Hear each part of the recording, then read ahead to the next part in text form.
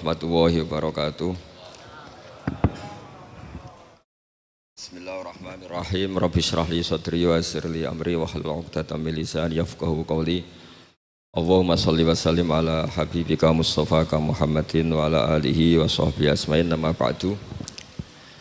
Ingkang sangat kula hormati Kiai Haji Rasyid bin Abdul Ubab bin Maimun Zubair. Seteng mriki wonten kanca-kanca alumni, wonten Kiai Manan, wonten Kiai Sulhan, wonten Pak Sukron, Pak Mukhlisin, sedanten Kiai Abdul Jalil, Kiai Muslihan, wonten Gus Sobah, sedanten ingkang kula hormati. Ini mboten niat diskriminasi, tapi niki prioritas santri sarang.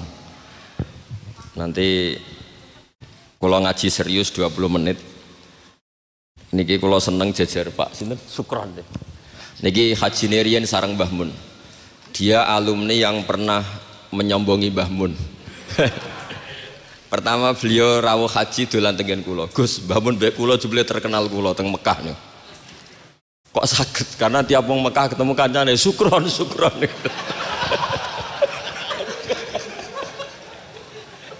Dan itu beliau matur ke Mbah Mun, Mbah kula teng mriki terkenal banget. Kok iso Kron? Tiang-tiang mulai Sukron. Ini alumni yang luar biasa niki. Kakak kelas kula 2 kelas. Nggih.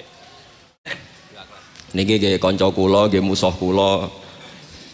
Tapi nak teng akhirat pun mboten wani musuhi kula, pun benten kelas mungkin. Mergi kula digiring kalian tiang-tiang sing hafal Quran, ya mbake wis sing hafal jurumiyah.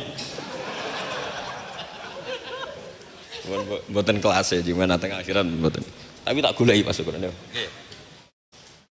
Goleki. Itu goleki mangke.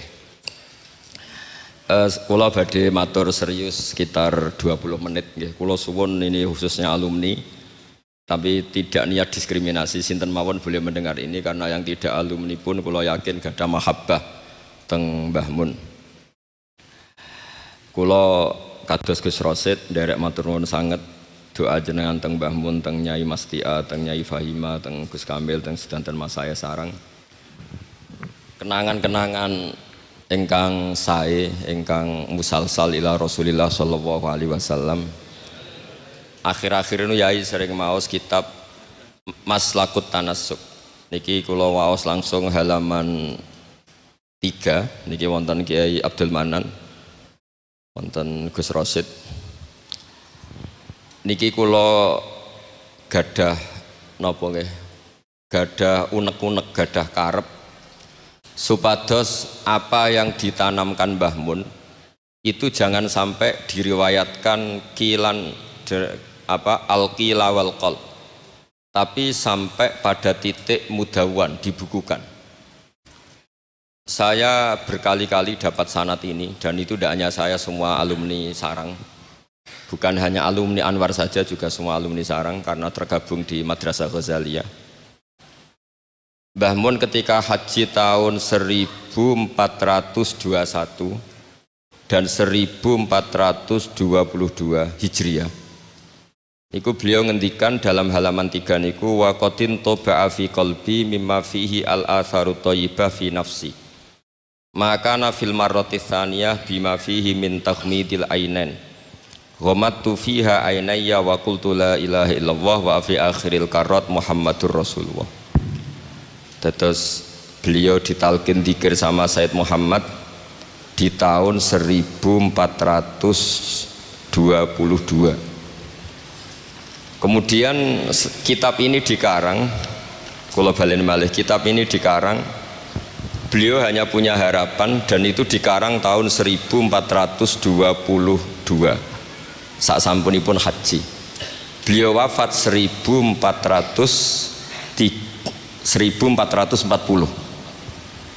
Dados terpaut pinten tahun niku? 8 tahun nggih. Pinten 18 ya? 18 tahun. Niki kula waos nggih, betapa yang diinginkan beliau itu kesampaian. Dari tahun pinten 1422 20 sama 21 ya, sama 22, terus beliau wafat 1440, terpaut pinten 18 ya, 18 tahun. Beliau ngendikan kula maknani nggih. Meniki yang sakral 20 menit. Asal Maulal Karim teng halaman 17. Saya tadi hanya sengaja bawa 7 itu angka kesayangan Mbah Mun juga karena ngikuti Quran dan hadis selalu pakai simbol angka 7. Asal Maulal Karim. Asa menawa-menawa sapa al Maulal Karim, Allah zat sing lomo iku ayasma'a, menawa-menawa ayasma'a yen to ngumpulna sapa Allah taala, yen to ngumpulna sapa Allah taala nafsi ma'a hamalatil ilm. Di saya ngarang ini semoga Allah mengumpulkan saya, kata Mbah Mun, ma'a hamalatil ilmi, sertane wong-wong sing gawa ilmu min ulama'i hadhil ummah, saking ulama'i hadhil ummah. Wabil akhosilan kelan khusus ulama ahlil bait atau ulama ahlil baiti ayat ma'a nafsi ma'a ulama ahlil bait. Jadi keinginan beliau, saya ngikuti talqin ini, saya mengarang sanad ini, saya mengijazahkan sanad ini. Jadi memang beliau menulis itu 3 kali, mengabadikan, mengijazahkan, talqinu dzikri, kemudian berharap itu manfaat. Dan keinginan beliau, saya ingin kumpul ulama hadhil ummah wabil akhos ulama ahlil bait, yaitu ulama-ulama ahli bait Rasulullah sallallahu alaihi wasallam, alladzina rupane wong akeh khassa kang nertemtokno hum alladzina sapa Allah taala bi khassaiso kelan pira-pira kekhususan layak alamu kang ora mirsani azamataha ing keutamaane khassais sapa illallah taala sapa Allah taala. Dados keinginan beliau 18 tahun yang lalu itu tercapai juga tidak sekedar maknawiyah saja, tapi secara jusmaniyah. Kalau secara maknawiyah tentu Mbah Mun itu sangat dekat dengan ulama ahlil bait maupun yang tidak ahlil bait, yaitu ngurmat santri, nasrul ilmi, tarbiyah dan seterusnya. Tapi Allah nuruti beliau tidak sekedar maknawiyah sampai secara apa? Jusmaniyah. Karena makam beliau di Ma'lah bukan sekedar Ma'lah, tapi benar-benar Ma'lah yang dekat Sayyidah Khadijah. Agak ke bawah ada Sayyid Muhammad, Sayyid Alawi, Sayyid Abbas. Agak bawahnya lagi Syekh Nawawi Banten. Terus agak samping ke kanan, kalau dari arah Masjid Haram itu di situ ada Dorih atau makamnya Syekhina Kiai Haji Maimun Zubair. Jadi jam'unya itu jam'un rohaniyatan wa jam'un apa? Jusmaniyatan. Jadi ini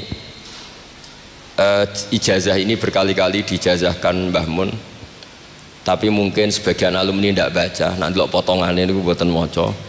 Dan ini kalau bantu, kalau yakin, hakul yakin dan suul yakin, Pak Sukron ini moco lebih niki. Dua ini kitab gak mergi kalau suka nih Pak. Seniki mun innalillahi wa inna ilaihi rajiun. Nang dindi ngaku muridé Mbah Mun ngarang ngopo bagus. Aku rong tuku jadi.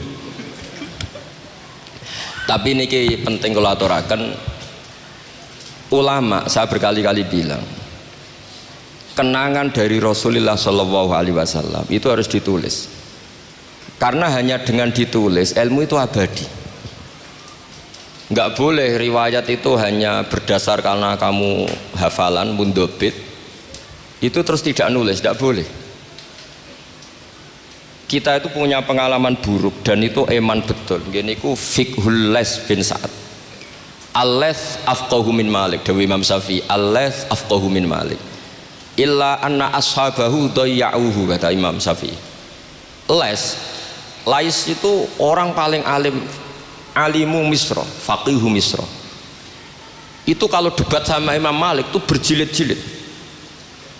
Tapi ashabu Malik itu lebih peduli terhadap pikiran-pikirannya Imam Malik, sementara ashabul Les itu enggak, sehingga enggak ada madhabnya hilang.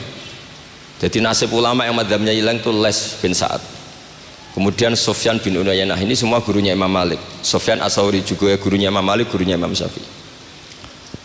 Nanti nasibnya Mbah Mun kalau tidak ada yang mentadwin, membukukan, akan seperti itu. Karena orang akan menafsirkan tidak dengan panduan guru-gurunya ila Rasulillah Shallallahu Alaihi Wasallam. Saya masih ingat ketika ini betapa luar biasanya Mbah Mun tentang tafsir. Seperti yang dikatakan Gus Rosid tadi, Mbah Mun itu putra Mbah Zubair, tapi ngaji sama orang ahli tafsir, ahli Quran, itu Said Alawi. Sehingga Habib Salim Asy-Syatiri itu punya karangan ya tentang tafsir, namanya An-Nafahat Al-Haramiyah atau Al-Fawaid Asy-Syatiriyah. Kalau gadah kitab sekitar 2 jilid. Mbah Mun itu dulu ngajar kita Faidul Khobir fi ulumil Quran, fi ulumit tafsir. Rian ngajar seminggu 2 kali di MGS. Ini Pak Sukron ya termasuk alumni MGS, berarti pernah sekolah berapa kali Pak diulang Mbah Mun? Seminggu 2 kali. Jeleng seminggu 2 kali. Khatam. Tak kok khatam gak boleh. Jujur itu baik. Jujur itu baik. Nah, barokahnya mudawan, saya beri contoh satu, betapa resikonya andekan ilmu itu tidak mudawan. Ya kayak Khawarid itu. Khawarid itu orang yang ibadahnya khusyuk, tapi itu kecelakaan bagi sejarah umat. Sampai Nabi ngendikan syarru hadil ummah al khawarid syarrul khalqi wal khaliqah. Orang khawarid itu buruk-buruknya makhluk, ini Kak sabda Rasulullah Shallallahu Alaihi Wasallam. Karena orang khawarid itu menganalisis nubuah itu dengan pikirannya sendiri, bukan dengan pikiran sing mudawan musalsal ila Rasulullah Shallallahu Alaihi Wasallam. Saya beri contoh yang paling gampang. Ketika corong semangat tawaf, tapi Nabi unik, semua sahabat itu tofu mus'atan, semua tawaf secara jalan kaki. Padahal kayak apa kita diusir dari Mekah, kayak apa kita meninggalkan Mekah secara tidak terhormat. Mestinya Fathu Mekah yang diperjuangkan mati-matian itu menjadikan hal yang luar biasa. Dan kita punya kaidah al-ajur bi qadrit ta'ab, bahwa pahala itu sesuai tingkat kesulitan. Tapi Nabi itu unik, semua sahabat itu tawaf jalan, tapi Nabi itu tawaf rakiban. Nabi dengan santainya naik unta, kemudian beliau tawaf. Itu andai kan tidak ditadwin, tidak dibukukan oleh ulama-ulama, termasuk Imam Nawawi yang ngarang Majmu', maka orang Khawarij atau yang sejenisnya, nggak usah diterjemah garis keras atau garis apa nanti sensitif, pokoknya Khawarij dan sejenisnya. Dan itu di Mekah, jadi kamu jangan ngait-ngaitkan dengan Indonesia. Itu mesti menafsirkan kok enak Nabi lengas-lengas numpak unta sing liyane melaku. Tapi barokahnya tafsiran ulama itu dibukukan. Nabi yang saat itu tawaf rakiban, ya, Nabi yang saat itu tawaf secara berkendara itu afdolu mungkin bi alfi fadilatin sampai ila mala nihayatallah daripada yang tawaf masyian. Karena yang tawaf berjalan itu hanya melakukan satu kaidah bahwa al-ajru bi qadrit ta'ab. Tapi itu punya resiko fikih jangka panjang. Andai kan Nabi ikut tawaf jalan, maka akan dianggap syarat sahnya tawaf harus berjalan. Dan itu kita kesulitan ketika kita setengah lumpuh, setengah sakit. Lalu kalau kita pakai kursi roda, pakai skuter, dalilnya apa? Barokahnya Nabi tawaf rakiban, maka ada solusi, ada referensi kalau kita tawaf tidak masyian, yaitu dengan cara naik kursi roda dan yang lain-lainnya. Maka ketika Imam Nawawi, maka yang dilakukan Nabi itu fardun alaihi, Nabi melakukan itu harus, karena Nabi harus menjelaskan ke umat bahwa tidak termasuk syarat sahnya tawaf adalah secara berjalan, tapi naik juga boleh. Itu andaikan tidak ditadwin oleh ulama, maka pikiran ini tidak sampai kita. Dan kita rodok-rodok Khawarij, kok enak Nabi, padahal Nabi pas itu ya sehat. Nah sama, ketika Mbah Mun ngersakno Gus Yasin jadi wakil gubernur, juga abahnya Gus Rosid ini Gus Subak kerso jadi DPR RI, Gus Kamil ya ketua DPR Rembang. Itu maka menjadi fikih bahwa ulama itu tidak harus berhadapan-hadapan dengan negara. Buktinya orang sekali berbah Mun, putrane diminta disuruh mengkhidmati negara. Sehingga harus menjadi tradisi besar bahwa ulama dan umara tidak harus berbenturan. Bukan masalah menangkal. Coba kalau itu tidak ada rawinya, paling golek gaji, paling golek duit. Loh itu kan ruwet. Itu tafsiran Khawarij.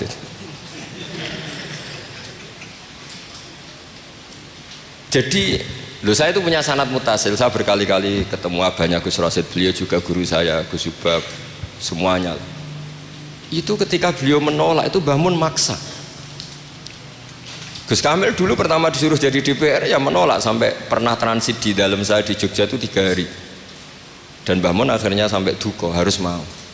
Tapi lama-lama kita tahu bahwa beliau ingin menyelamatkan Indonesia, bahwa Indonesia nggak perlu dipertentangkan antara ulama dan Umar. Nah, itu harus terus. Karena kalau kita ingin versi tertentu, pasti Indonesia itu chaos. Chaos itu ya chaos lah. Huru hara. Kalau huru hara terjadi safkut dima, pengaliran darah, yang dosa kita. Makanya Mbah Mun sering cerita ke kita. Saya tidak pernah bilang saya ke kita. Semua santrinya levelnya sama, karena sama-sama dengar. Bedanya lali beeling gitu dok. Ambek paham sama tidak paham itu dok. Sebetulnya saya ingin bilang saya, karena saya berkali-kali khassoni bidzalika syekhuna, tapi kita semua sama lah, sama-sama mutawatir sama. Fiqhus siyasah atau fiqhul imamah atau fiqhul khilafah, terserahlah bahasa sampeyan. Itu juga harus diwariskan. Sehingga dulu sampean tak ceritani, dulu yang semi-semi khawarij itu ya sudah banyak. Wah, Nabi itu harus ngomong akhirat terus, masa Nabi jabat? Oke, dari segi jabatan itu duniawi, kesannya buruk karena jabatan itu duniawi. Tapi kalau dibalik, atardo ayyaku nasolihu tahta yadidz zalim. Kue ridho kalau orang-orang yang nggak sholat, nggak cewek, nggak istinja, mimpin wong soleh.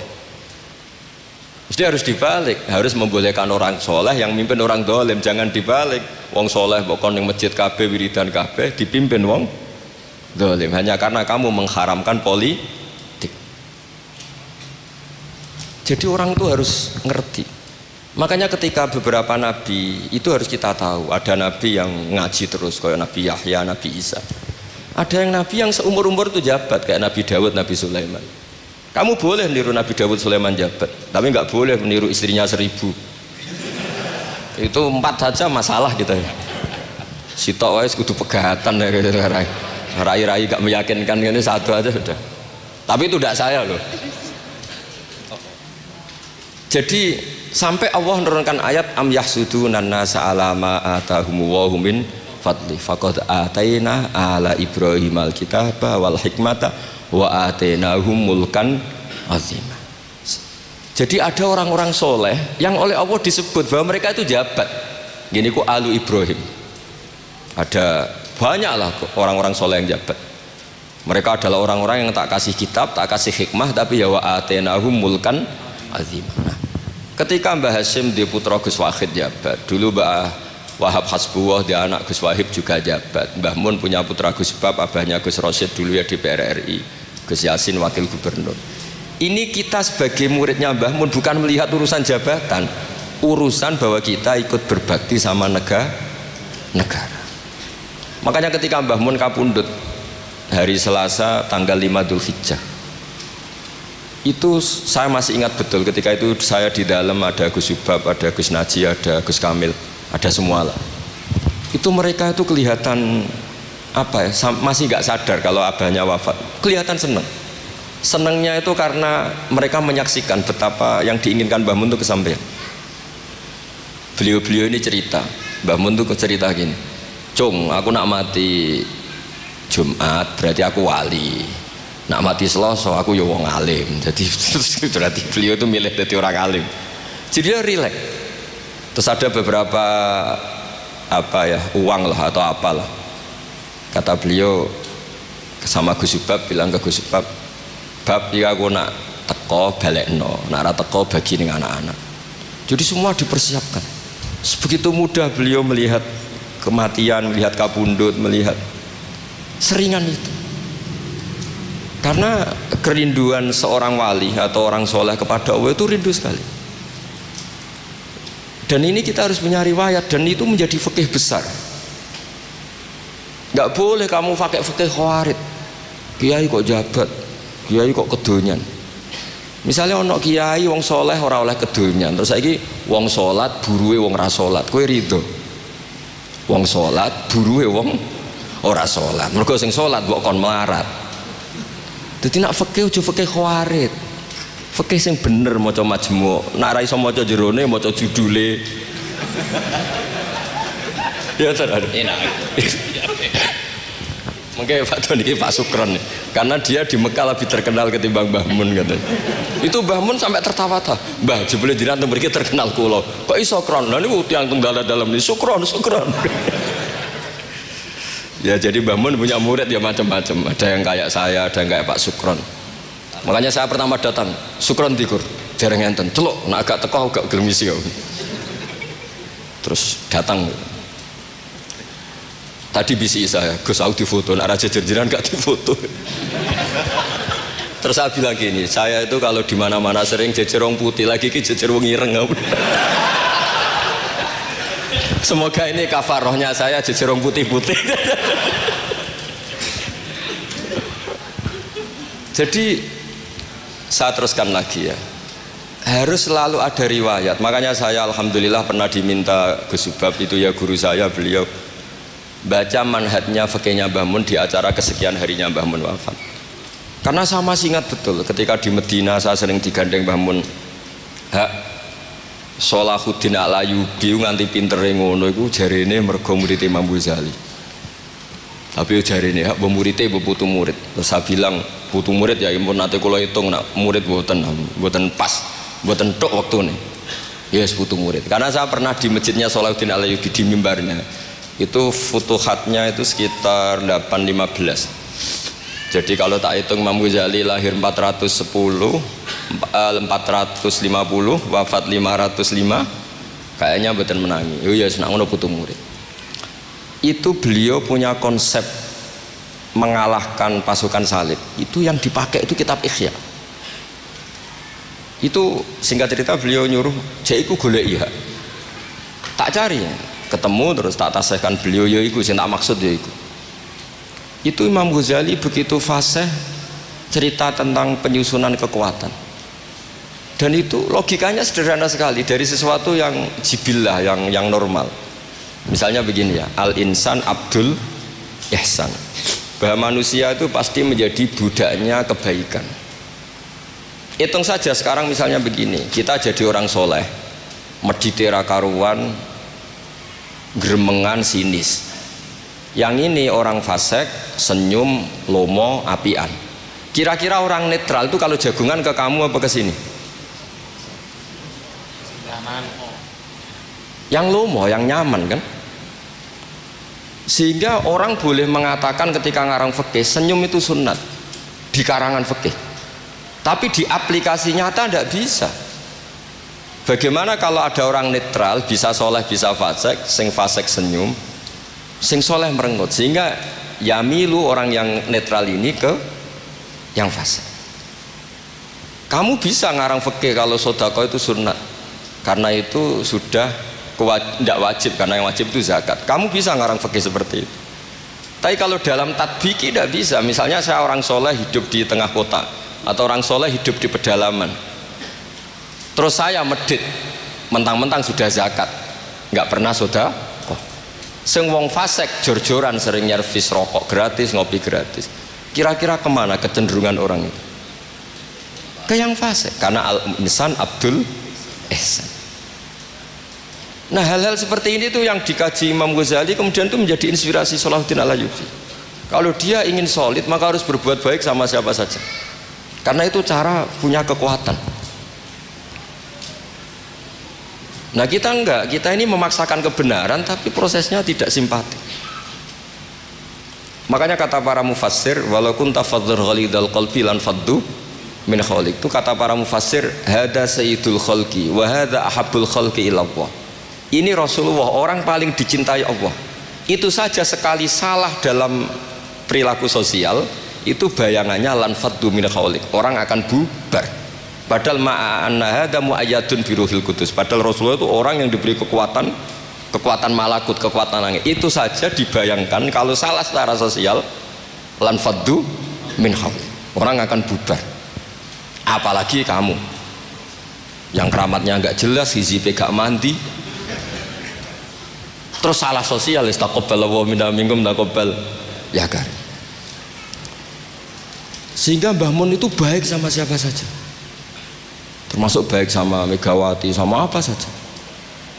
Bahkan beliau sebelum haji sempat ketemu Megawati, dan beliau sebelum itu ya pernah bilang ke saya, ke kita, aku ketemu Bu Mega dan Indonesia aku damai. Makanya ketika beliau kapundhut Dzulhijjah itu min asyuril hurum, karena al asyurul hurum itu ada 4, Dzulqa'dah, Dzulhijjah, Muharram, Rajab. Beliau kapundhut 5 Dzulhijjah, bulan yang termasuk sakral di Islam. Dan beliau kapundhut 6 Agustus, bulan yang paling nasionalis dalam Indonesia. Jadi Allah memilihkan beliau bukan sekedar tempatnya di Ma'lah, tapi pakai bulan yang paling sakral sesuai konteks masing-masing. Dalam religius Dzulhijjah itu sakral, dalam nasionalis Agustus itu sakral. Kayak apa Allah memilihkan beliau? Makanya ini saya cerita ya, saya mungkin 10 menit lagi, sampean santai aja, ini nggak ganggu lama-lama supaya nggak ribet. Makanya diantara yang ditulis beliau tentang jabatan, tentang jabat, nah ini cerita saja. Beliau menulis keliling tau saya sekarang halaman 37. Nanti kalau yang nggak paham ngaji sama Pak Sukron, sudah tak ijazahi tadi. Kobil tuh ya sudah. Jadi nanti yang nggak paham, iya itu nanti. Kau jebolin. Apa? Kau jaluk deh. Kau lihat di jaluk ya sudah. Sah ke? Sah. Ini konco kula mulai teng sarang ngantos. Nanti bodo-bodo tegen kula tanggal 3 Syawal. Ini Pak Sukron nih. Gus, kowe ndak dadi kiai jogeman kaya aku. Tak pikir apa? Ceritanya gini Gus Rosid, dia itu kiai, mungkin kiai debutan. Dia dengan santainya cerita, man shoma Ramadan summa atba'ahu sittan min Syawal faka'annama shomat daro kullah. Jadi puasa Ramadan kemudian puasa 6 hari Syawal, maka seakan-akan puasa tahun. Singkat cerita ada orang lugu puasa tanggal 2 gitu. 2 Syawal puasa. Soan Pak Sukron pas kiai ini rokok. Terus kata orang lugu tadi, getun Pak aku anut jenengan. Jebule jenengan gak poso. Saya bilang, lah opo ke dalil ngono barang lah opo. Dalil liyane ya kena ngono kan. Tapi itu kearifan, menurut saya dia cerita itu kearifan. Maka ini warning ya, siapapun yang ngiyai jangan dalil sesuatu sing ra iso nglakoni. Ora udah ini ilmiah gak apa-apa. Lho kula lah ora pati wani dalil sing ngoten-ngoten ora wani mergo wis wong santri sarang bebas ora usah dirakat gitu. Mon ping 6. Piye? Tambah ping 6. Dari bangun setahun buat ping 6. Memang ini didikan sarang yang keterusan. Mbah Mun itu kan mengharamkan santri tirakat. Iya. Jadi santri ora usah tirakat. Santri sarang ora usah tirakat. Mondok sarang tok iku wis tirakat. Lah piye banyune wasin kadang ape ning WC ya iku ning lembak-lembak. Wis banyu asin nggone sesekan ra di dhuweke wis suwara tenan ngono. Jadi ra usah tirakat itu wis tirakat. Jadi saya ulang lagi ya. Al-fiqhu, fikih itu harus mudawwan. Saya yang sudah kecelok alim saja itu sering nggak tahu kalau itu tidak ditulis oleh ulama-ulama kita. Kayak tadi, kenapa Nabi tofa rokiban? Padahal Nabi juga yang mengajari al-ajru bi qadrit ta'ab. Andaikan Nabi tidak tofa rokiban, maka kita akan kesulitan nyari referensi bagaimana hukumnya tawaf pakai kursi roda.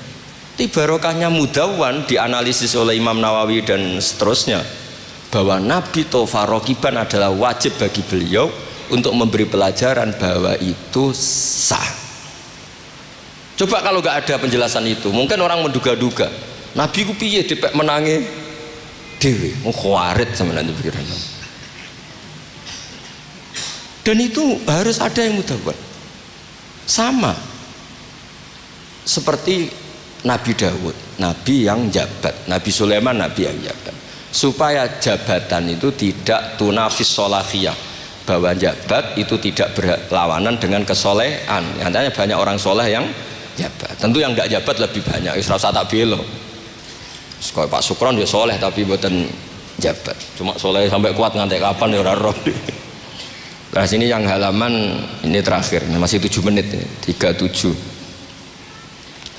Hada summa idza nazarna ilal adarisan. Kalau waca bismillahirrahmanirrahim.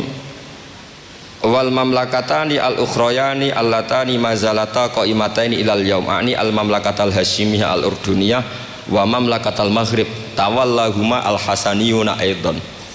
Artinya Mbah Mun cerita bahwa banyak orang-orang soleh bahkan min dzurriyyati Rasulullah sallallahu alaihi wasallam dan mereka jabat jadi raja, yaitu pasnya di Maroko adalah rajanya Al Hasani, apa? Hasani. Juga di Ordon, di Jordan itu rajanya Al Hasani. Intinya Mbah Mun mau ngendikan kamu jangan anti jabatan. Banyak orang-orang soleh yang jabat, bahkan bukan sekedar soleh tapi itratu Rasulillah, al itra at-tahira, itratu Rasulillah sallallahu alaihi wasallam. Ini dan beliau menulis itu. Wal mamlakatani al ukhrayani allatani mazalata qaimatain ilal yaum ani al mamlakatal hasyimiyah al ordoniyah wa mamlakatal maghrib tawallahuma al hasaniyah itu. Hada tsumma idza nadzarna ilal adarisah. Adarisah itu Sayyid Idris. Sayyid Idris itu Al Hasani ya. Jadi Al Hasani yang paling populer di Maroko namanya apa? Al Idris. Makanya disebut Adarisah. Yang dzurriyyahnya Al Idris disebut apa? Adarisah. Kayak yang bermadzhab Hambali disebut Hanabilah. Nah, summa idza nazarna ilal adarisa wajadna anna ba'dhum minhum wasalu ila sultanah war riyasah. Faqad sabaqa an assasa Sayyid Idris bin Abdillah daulatan azimatan fil Maghrib. Wa nudiya bis Sayyid Muhammad As-Sanusi malikan ala Libya. Jadi ini ya saya mau cerita Mbah Mun itu satu khazanah besar, melahirkan murid-murid yang alim alamah ya banyak sekali tidak bisa dihitung. Melahirkan murid yang bahkan putra yang cakap politik banyak. Siapa yang nggak ngakui alimnya Gus Najih? Siapa yang nggak ngakui fleksibelnya Gus Subab di jabatan Gus Kamil? Itu nggak bisa terhitung. Makanya ini khazanah besar, tidak usah dibentur-benturkan. Ada yang nekuni alim, ada yang nekuni jabatan. Semua itu untuk li'ilain apa? Kalimatillah. Jadi ini nggak ada masalah. Wonten sing konaah kok Pak Sukron wis urip kok wis menengah wis urip ngono wis. Tapi tadi sudah tak ijazahin. Nanti pokoknya ini kalau nggak paham tanya Pak Sukron. Pun assalamualaikum warahmatullahi wabarakatuh.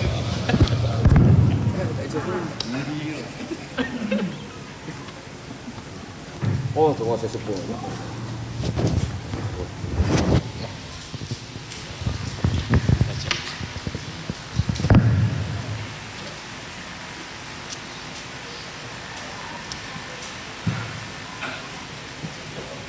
Bacalah.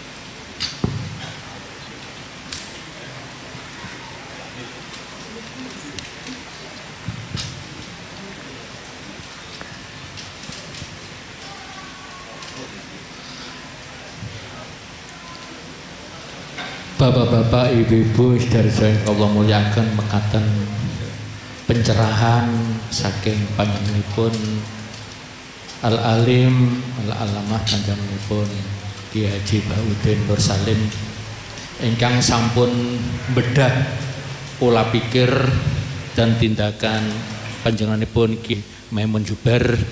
Mugi-mugi kanthi pencerahan kala wau kita saged ngikuti punapa ingkang sampun dipun lampahi panjenenganipun Bapak Kiai Haji Maimun Jubair. Dumateng panjenenganipun Rama Kiai Baudin Nur Salim kula aturaken matur nuwun sak kadha-kadhahipun. Bapak Ibu sedherek ingkang Allah mulyakaken, acara ingkang terakhir inggih menika penutup doa. Saderengipun doa dipun waos, kula minangka pembawa acara mbok bila anggen kawula mimpin acara wonten ing dalu punika wonten khilaf lan salahipun kula nyuwun gungi pangapunten dene acara doa penutup badhe dipun waos panjenenganipun Rama Kiai Haji Abdul Jalil. Saking kawula kula akhiri wallahu muwaffiq ila aqwamit thoriq. Assalamualaikum warahmatullahi wabarakatuh.